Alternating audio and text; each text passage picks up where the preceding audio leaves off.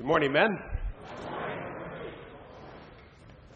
This series has been going very well, and so this last week I made a decision, and David Delk, everybody knows David Delk, the Chief Operating Officer of Man in the Mirror, who is a very gifted communicator in his own right, has agreed to co-author a book with me, and we're going to call it The Dad in the Mirror. And the subtitle will be something like Becoming a Dad that Can Make a Difference, or Dads That Make a Difference, which, by the way, is the title that you all selected on the little survey for our next seminar. Our next seminar is going to be called Dads That Make a Difference. So, little tidbit or two there. Hey, how many of you like Eric Clapton, the guitarist? He's incredible. He's one of my very favorites. Many people think he's one of the finest guitarists of all time. So he was over in Tampa here a few weeks ago, and I took my wife Patsy, and we had a tremendous time. And as we're sitting there, you know, all kinds of people like Eric Clapton. All kinds of people like Eric Clapton. And so about 3 or 4 seats down from us were a couple of young guys who were, they were really into it. Well, about halfway through the concert, they got even more into it, and they lit up a little Mexican gold. And so it's wafting through the air, and, very, very strong. And you don't have to be a rocket scientist to know what's going on there. And, that concert kept getting better and better and better. Made me want to go on a missions trip. Well, things have changed so much. There's a wonderful book out called Raising a Modern Day Knight by Robert Lewis.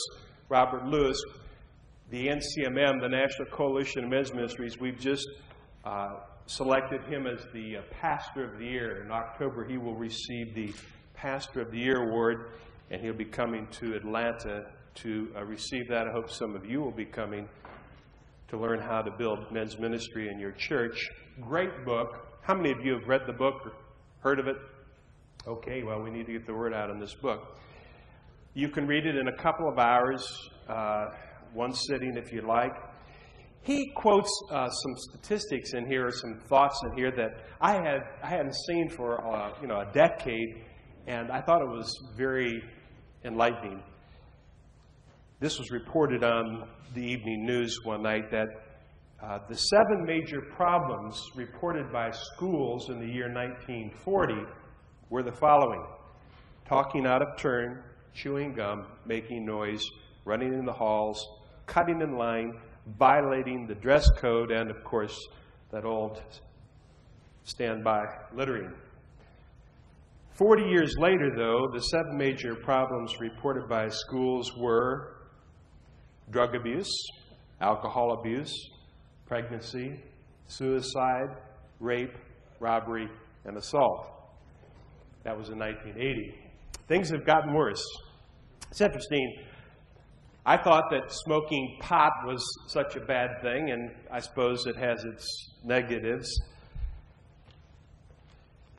However, something new has come on the scene since 1992, and it was the cover story in a recent issue of USA Today newspaper. And the cover story is why freak dancing freaks out schools. How many of you have heard of freak dancing? Well, for those of you who have not, let me just read a couple of things from the paper.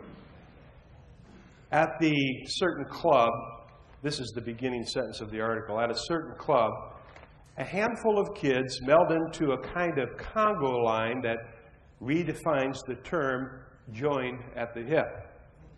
As boys thrust their pelvises into girls' behinds to the throbbing bass of the hip-hop anthem, Big Pimpin'.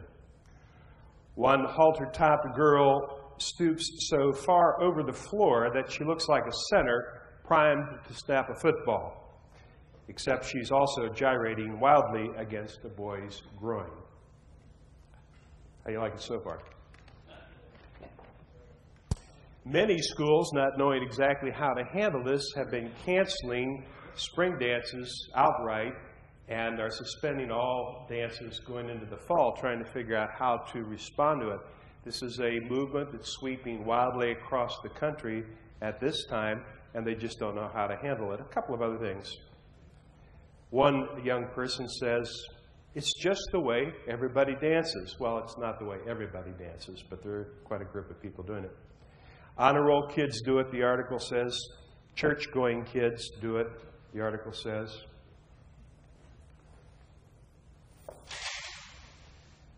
Here's another one. The difference now, educators say, since the movement started, is that the moves are becoming more sexually explicit. Kids, I'm just quoting the article. I'm not making this up. Kids mounting each other, straddling each other, sandwiching one another. One person says, one sane voice, it's encouraging sexual promiscuity. It has to be. Those kids are getting turned on. This woman calls it standing sex. The other report, professional dancers have a different view. Pelvic thrusting, crotch grabbing, quote, that has nothing to do with sexuality, says Nancy Newell, a high school dropout who runs the D.C. Dance Collective. I didn't say high school dropout, but I mean, how could she not be?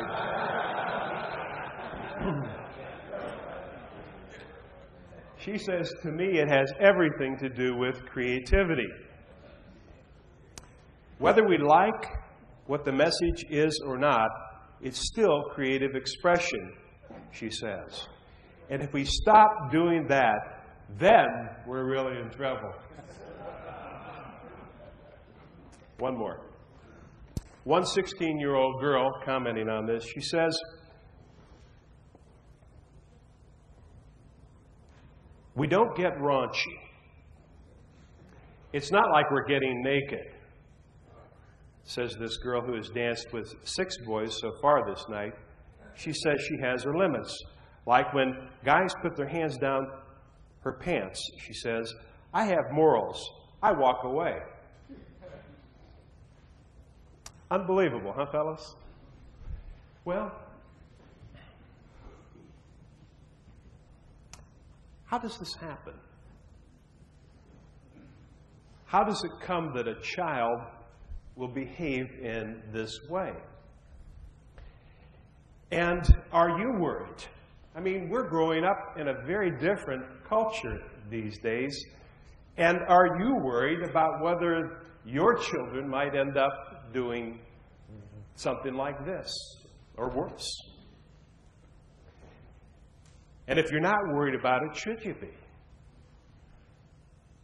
What I want us to do this morning is I want us to take a look at, I think, a pretty fail-safe preventative for this kind of thing happening to you. The first thing my wife said when we started talking about this article, she says, well, our kids would never do that.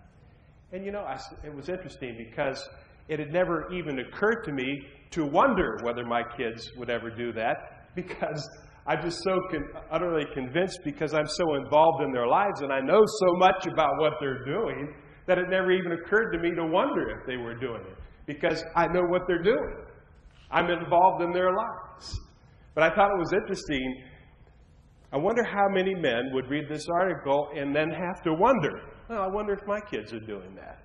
Or I wonder if my kids would do that.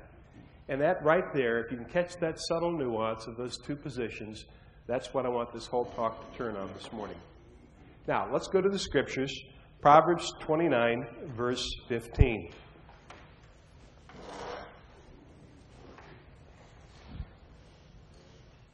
Proverbs 29, verse 15 says, the rod of correction imparts wisdom, but a child left to himself disgraces his mother. What are some of the other, on that last verse there, where it says a child left to himself disgraces his mother? the term a child left to himself. What are some of the other versions of Bibles that you all have say there? Bring shame. Neglect. Okay, what's that? New Revised Standard? Okay, what else do we have? Gets his own way. A child who gets his own way. What are some other ideas? Other versions. Okay. So basically, a child left to himself, a child neglected, a child who gets his own way will bring what on his mother? Disgrace or shame. Essentially, this word means to be sent off, to be put away. It can even mean to be divorced, but there's a separation. The idea is there's a separation between, and I'm going to suggest, a father and its child. Now, this verse says, the rod of correction imparts wisdom. And so this is most often used for a discipline text. Well, we've already done that discipline, which sets the boundaries and shapes all that kind of stuff. But you know, there is another nuance to discipline, and I don't really think it's found in this text particularly. It's not only in what helping our children to do what they ought and ought not to do, it's a kind of discipline that nurtures the child. How many of you have ever tried to grow a bougainvillea? Or how many of you are able to grow a bougainvillea vine? Well, some of you have. I've tried a number of times, and there's something about it I just don't get. You know, I know how the idea is you take the vine, the little plant as it's growing up, and you create a structure, if you will, whether it's nails or some sort of a trellis, and then you discipline the plant. You train the plant to go where it's supposed to go. And then if you don't discipline it, it becomes wild and shoots start going everywhere. So you trim it, you train it, you discipline it, and it's supposed to go right where you want it. That's discipline, okay? But what if you never put any water on the plant? What if you never give the plant any fertilizer? What if you don't nourish the plant at the very roots of the plant? Well, you have to do both things, don't you? So I'm not wanting to talk to you this morning about the training, the disciplining, taking care of the wild shoots. What I want to talk to you this morning is about putting fertilizer, putting water into the soil, preparing the right soil for the child to grow in, the nourishment of the child, the nurturing of the child by developing a nurturing relationship. Does this make sense so far? You see the difference? Okay, good. So, when we look at this scripture and other scripture, we see examples, David, Eli, Samuel, who did not nurture their sons, did not nurture their daughters, and they had horrible consequences. Proverbs 17:21 says, "To have a fool for a son brings grief." Proverbs 10:13 says, "A foolish son is his father's ruin." Summary. What is a child supposed to do? Honor and obey its parents. And what happens when the child doesn't honor and obey its parents? It becomes a fool. It disgraces his mother, ruins his life, brings grief on his father. What is it that a dad can do to make sure that his children don't feel neglected? Don't feel like they have been left to themselves. Don't feel like they have been sent away. I venture that if you were able to interview the freak dancers, you would find one of two things. Children who would say that, well, my dad just never put any fertilizer in the soil. Or, all my dad is ever interested in is cutting off the wild shoots.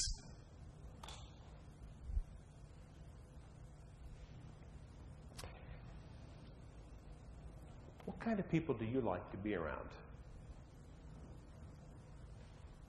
What kind of people do you like to be around?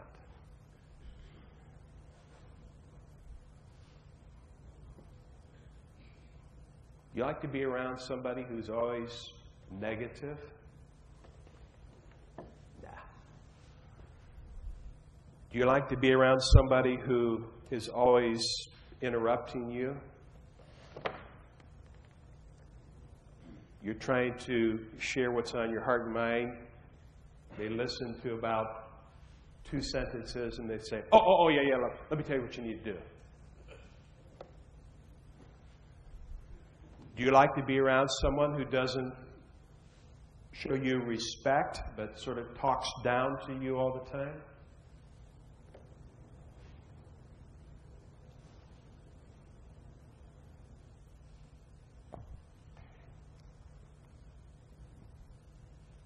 What kind of person or dad do you think your children like to be around?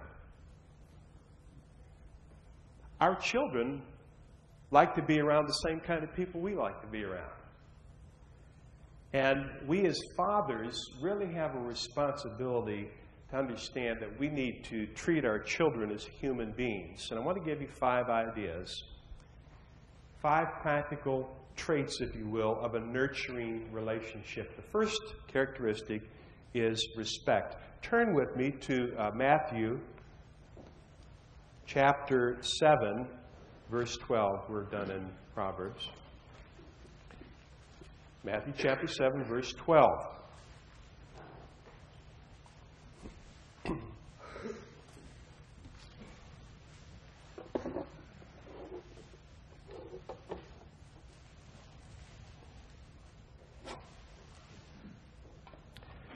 Matthew chapter 7, verse 12 is known as the what? The Golden Rule. And it reads, "So in everything, do to others what you would have them do to you." And then watch this, because we don't talk about this all the time.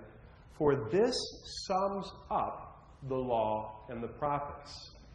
This sums up everything that's in the law and the prophets. Jesus, this is King Jesus. You know, when there is no king, people do what seems right in their own eyes, which is what freak dancing is all about. They don't have a king. This is King Jesus. King Jesus says that if you do to others what you would have them do to you, then you're doing the right thing. Everything is summed up. Everything I'm teaching you is summed up in doing this. And so one thing that we would have other people do to us is to respect us. And so one of the most important things we can do for our kids is just to respect them. Let's see if I can get this going right.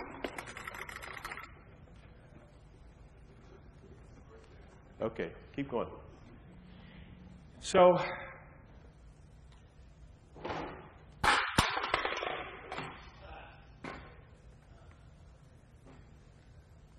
can't believe that.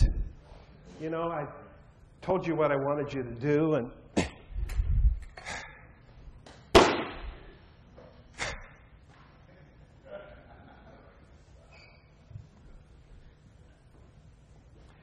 it's interesting. C.S. Lewis has written on this, and you can observe this in any grocery store in America all day long. Parents will talk to their children in a way they would not talk to a complete stranger. The derision, the disgust that they express towards their children. What do you think that does to the little soul, the little spirit of a child? It's just like taking a blowtorch to the vine. It just withers the soul of a child. Second characteristic of a nurturing relationship is that it's positive. You know, you've all worked with this guy that I'm about to describe. I worked with a guy one time, and you know what a black hole is, right? A black hole is basically a place where the gravity is so strong that it sucks the light back in. Light can't even escape. And so you've all worked with this guy. where when he walks into the room, it's like he sucks up all the oxygen out of the room. It just disappears. He's such a negative person. We had a man, I was sharing this idea, a similar idea, a number of years ago here, and a guy came up to me afterwards. He said, you know, I have 6 kids, and when I walk into the room, within 10 minutes, they're all gone. He said, I'm just such a negative person. One of the characteristics of a nurturing father is that he has a positive attitude. He's building up his children. Fairly obvious. Third is the idea of listening. Listening without interrupting to give your advice about what the child ought to do or not do. This is one of the biggest areas that I've had to work on personally. You know, I'm a teacher, for crying out loud. I teach. I have answers. And besides that, I think I know everything anyway. So, nobody's going to come to me. No kid's going to come to me with a question I already know what they're eating. Hey, you don't even have to finish the question. I know what the question is. I'm so smart. And then the little child's soul kind of withers a little bit, and they go away. It's a reality, men, that basically how our children feel about the relationship is based on 2 things. How we interact with them on a personal basis, what we say, and then how much time we spend with them. How much time we spend with them.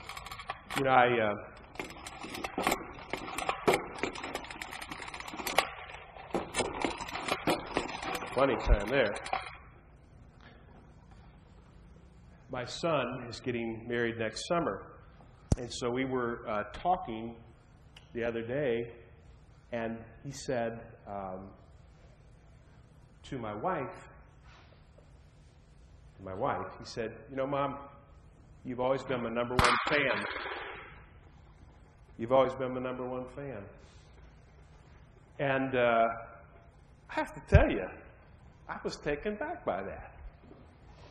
Because, if you were participating in the conversations my wife and I have together, you would come to the conclusion that we're both co-equal number 1 fans of this boy.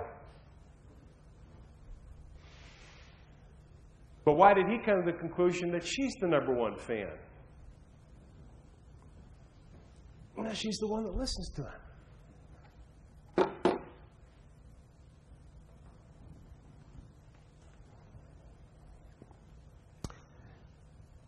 Fourth idea is to care, is the word care. Around here, we say that the most important thing that we want men, the leaders talk about this here, the most important thing we want men to take away from this Bible study is the thought, I think that would be a group of men that would really care about me personally. If you get, we figure if we can get that one thing, that's kind of like, that sums up the law and the prophets of the Bible study, okay? That's the golden rule of the Bible study, is that we want to care about men.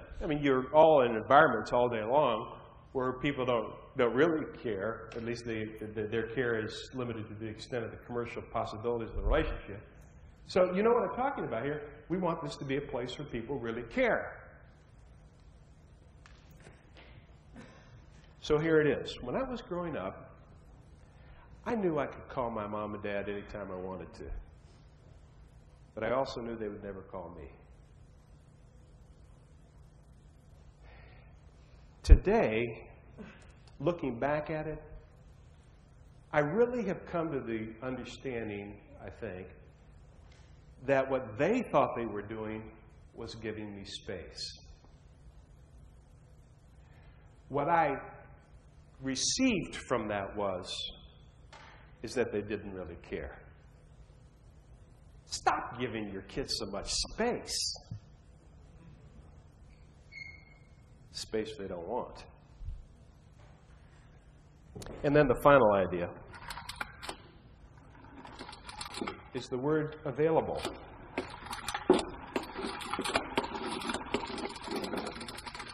Okay, now, see if we can get this thing to stay up there. See if we can get it to keep spinning. The idea of being available. How many of you this week have had to make a phone call to get somebody on the telephone and they didn't return your call, and you called again and they didn't return your call?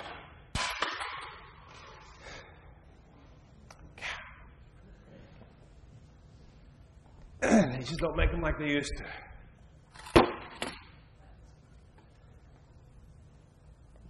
You made a call, didn't get a return, and after a while, you stopped trying to call them.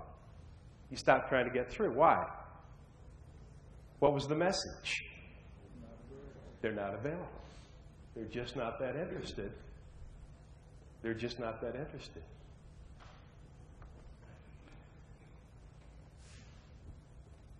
Now, it's not as bad with my son as I made it out to be. It's just a way of expressing himself, but you have to be available not just to get the kids started, once a month, but you have to put daily incremental effort. You have to come back. If you want them to work properly, you have to put a little effort into it on a regular basis. You have to be there. You have to be available. That's how this thing works. You don't wind your kids up, turn them loose, and expect them to keep spinning. You have to be available on a regular basis. So the idea is that a nurturing dad, and this is your big idea for the day, a nurturing dad is a daily dad. A nurturing dad is a daily dad. When John said this, I realized that, mom is the one who's taking the phone calls for the money. She's got the purse strings. Well, what John doesn't understand is Patsy and I have created a division of labor. Patsy, you take care of paying the bills, and I'll take care of having money there to pay the bills. But the boy, of course, is not going to, he knows that, but you're not going to think about that. You're going to think about the personal interaction and then what I'm telling him. So here's what I did. I said, I am also his co-equal number one fan. In order to make sure that he knows that, here's what I'm going to do. I sent him an email, and I said, son, you're up at Auburn. I'm down here in Orlando. You have a lot of different wedding arrangements. Couples today kind of do it together, do the planning together. A lot more of the parents are not as involved anymore. I said, son, I want to be available to, I think I might even use that word. The point was, I said, son, I want to be available to you because I know there are a lot of errands that will need to be run. Deposits taken over to a reception site, a contract return, a phone call made, something dropped off, something picked up. And so I'd like to volunteer to be your gopher. G-O-F-E-R, your gopher here in Orlando. 10 minutes later, I get an email back. Gosh, Dad, I would really appreciate that. I was wondering how I was going to be able to get all of these things done. Hey, even when they're gone, a nurturing dad is a daily dad. Now, men, some of you didn't do this. Your kids are gone. You need to forgive yourself and get on with it and do the things that you can to be a nurturing father or a nurturing grandfather today. Men, some of you had fathers who didn't do this to you. You need to get over it. You need to forgive your father. Maybe even tell him that you forgive him if that's appropriate, and get over it and get on with your life. And you need to be wise and nurture where you can your children today and your grandchildren. And do it every day. Show them respect. Right? What else? What is it? Have a positive attitude. What else? Listen to them without interrupting. What else? Show them that you truly do care. What else? And be available. Because a nurturing dad is a daily dad. Let's pray.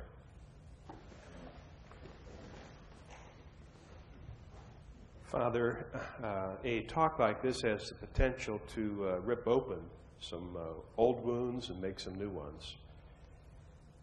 And Lord, the purpose of this talk is not to create guilt, but to bring separated parties back into contact with each other. Just as the two sides of an open wound cannot heal until they are brought into contact with each other, I pray that you would bring into contact any man that needs to be brought into contact with his father or with his son, and that you would bring healing through King Jesus, that you, Jesus, would be our King, and we would cease to do what seems right in our own eyes.